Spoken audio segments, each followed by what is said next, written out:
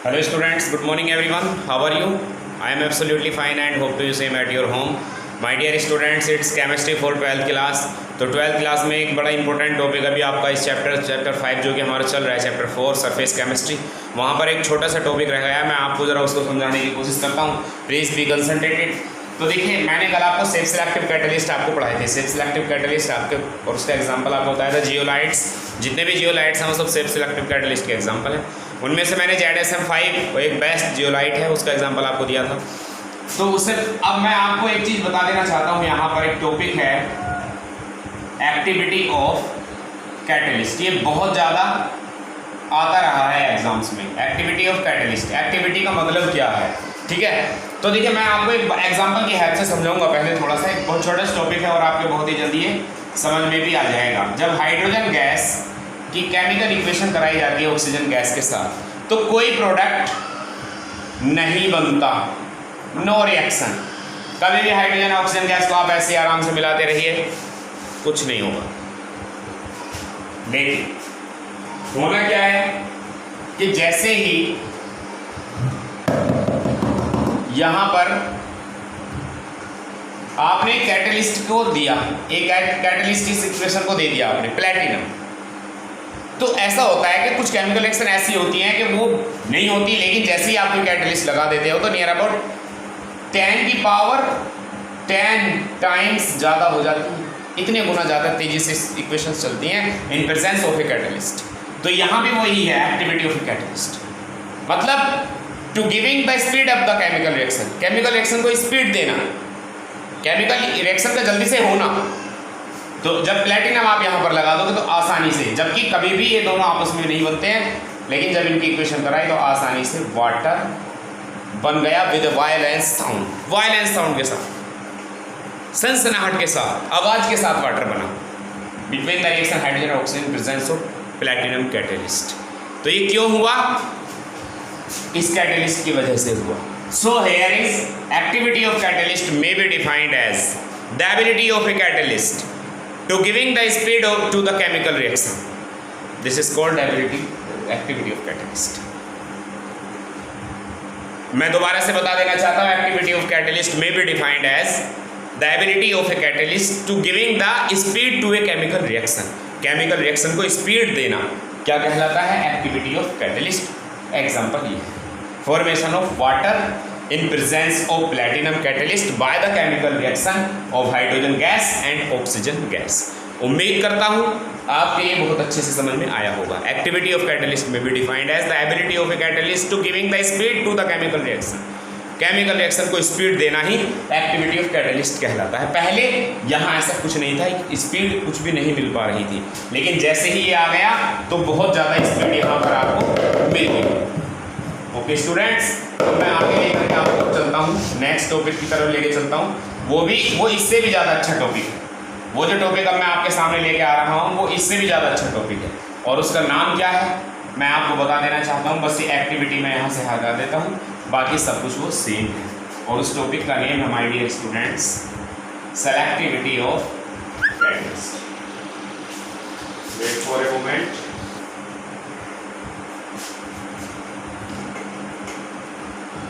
Selectivity of catalyst.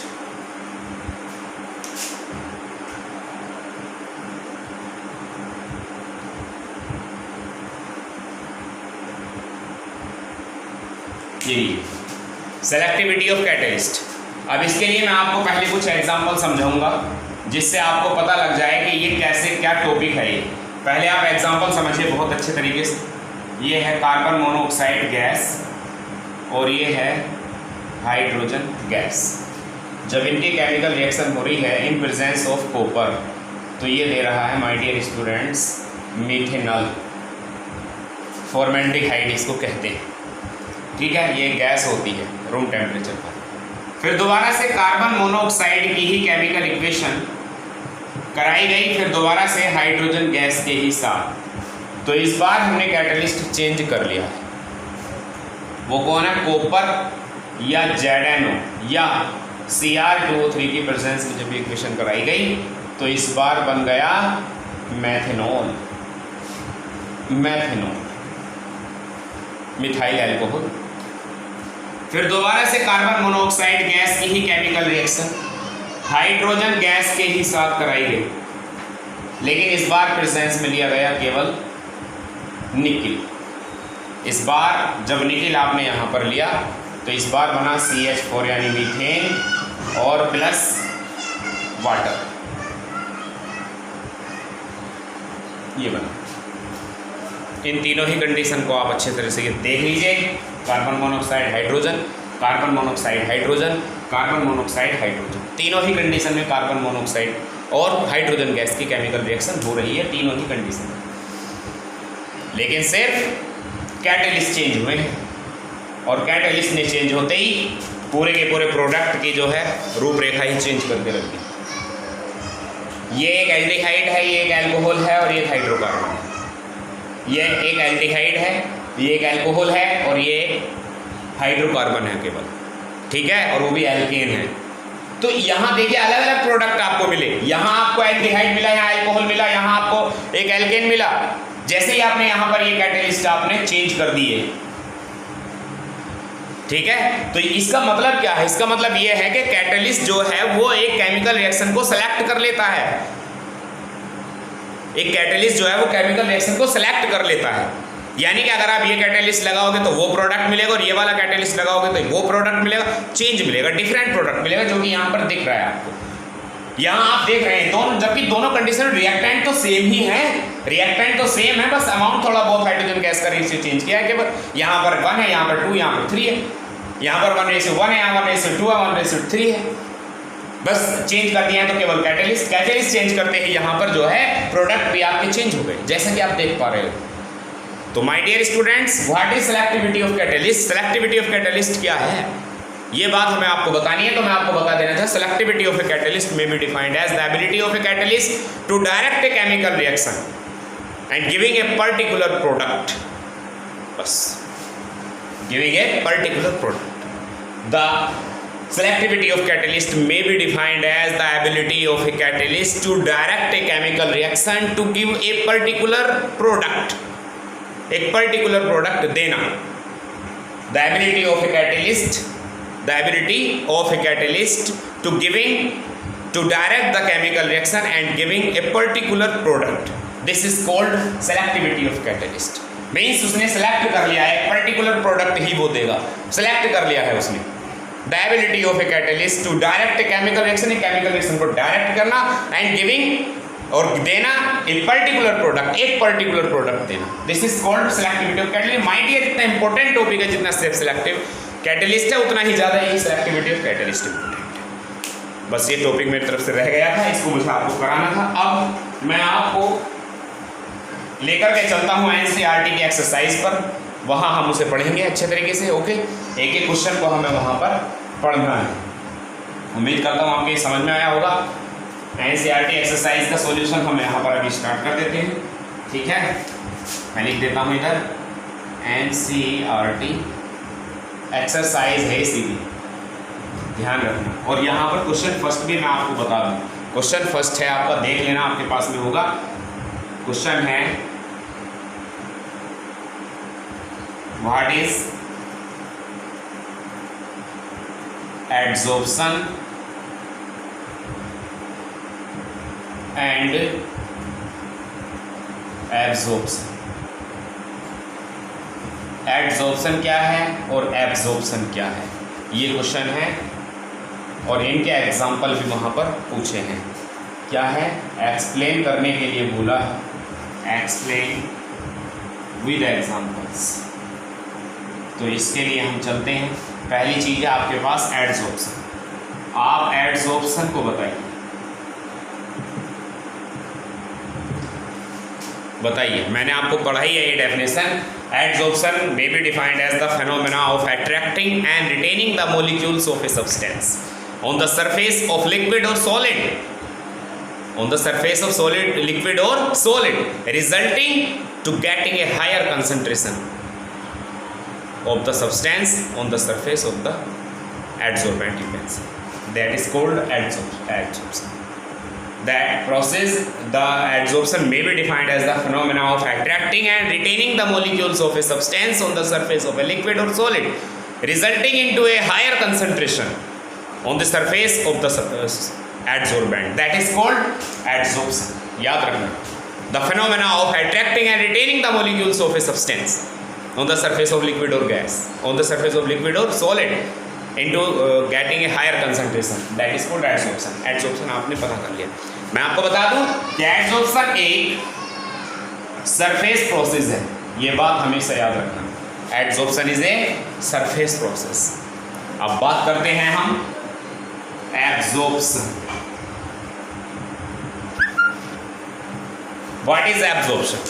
The process of the absorption may be defined as the phenomena of absorb the molecules of a substance on the surface of liquid और solid. Same है definition, लगभग same है. The phenomena of absorb the molecules of a substance on the surface of, or you can say in the body of a bulk, in the body of, no surface मत कहिए, in the body of a bulk to remain the same concentration of the substance. substance की concentration भी same रखता है. that is called absorption. ठीक है. the phenomena absorption may be defined as the phenomena of absorbed the substance in the body to remain the same concentration of the substance. That is called absorption. It is a bulk process. It is a bulk process. Always remember. ये bulk process है और ये surface process है. Adsorption क्या है? Surface process और absorption bulk process. bulk मतलब पूरी whole body. अगर ये पूरा का पूरा रूम है तो ये absorption यहाँ पर कहीं भी हो सकता है. कहीं भी, everywhere, कहीं भी एयर में हो सकता है, कहीं भी हो सकता है, यहाँ पर हो सकता है, यहाँ पर हो. लेकिन एडजॉर्प्शन जो होगा वो केवल सरफेस पर होगा. सरफेस पर होगा, सरफेस पर, ओनली सरफेस पर, और कहीं नहीं हो सकता. ये सरफेस है तो यहाँ होगा एडजॉर्प्शन, लेकिन एब्जॉर्प्शन कहीं भी हो सकता है. एग्जाम्पल मैं आपको इनका बता दूँ. एग्जाम्पल आप इसका समझिए. क्या है एग्जाम्पल? एग्जाम्पल है अमोनिया गैस. जैसे ही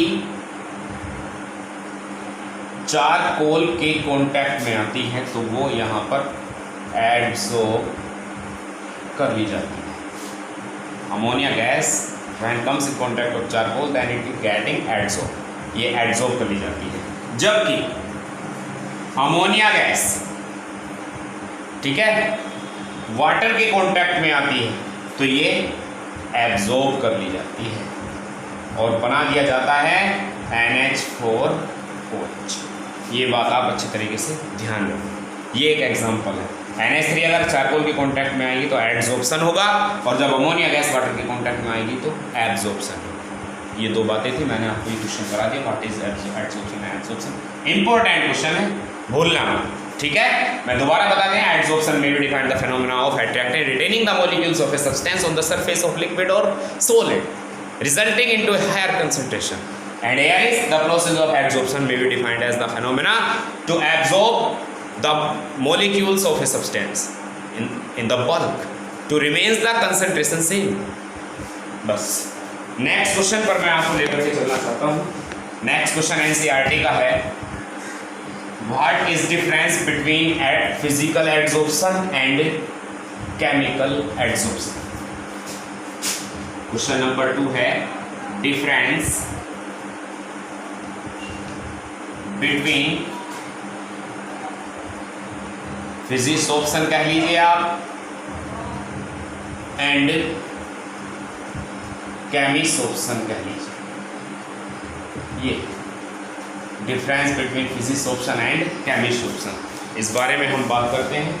फिजिसोप्शन और केमिसोप्शन के बारे में तो आपको पता है अच्छे तरीके से. इसके बारे में काफ़ी हद तक, इसके बारे में भी काफ़ी हद तक आपको पता है. Physisorption may be defined as the phenomena in which the molecules of the adsorbate are held together on the surface of the adsorbent by a weak van der Waals force, that is called Fizesorption.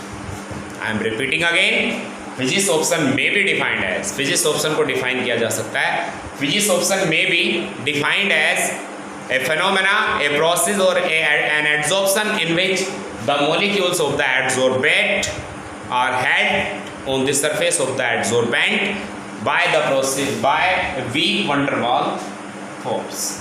Weak van der Waal force.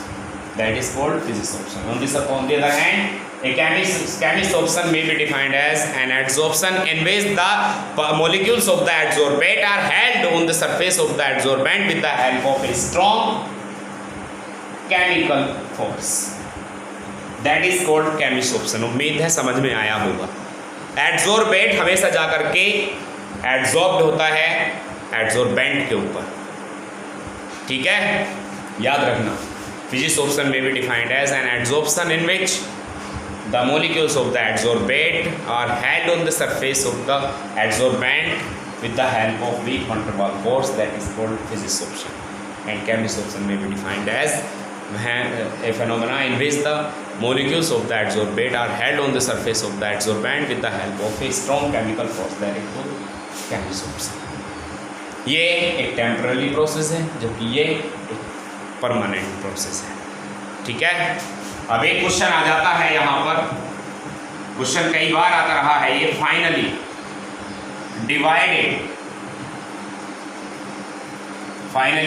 divided catalyst is more effective. Finally divided molecules जो होते हैं वो more effective होते हैं as an एडसोर्बेंट। Y? ध्यान से समझे, finely divided catalyst is more effective as an adsorbent. क्यों? फाइनली डिवाइडेड का मतलब होता है in the form of powder, solid नहीं, पाउडर की फॉर्म। बिकॉज, क्योंकि आप बिकॉज करके लिखेंगे, बिकॉज फाइनली डिवाइडेड मॉलिक्यूल्स और finely divided catalyst have more surface area.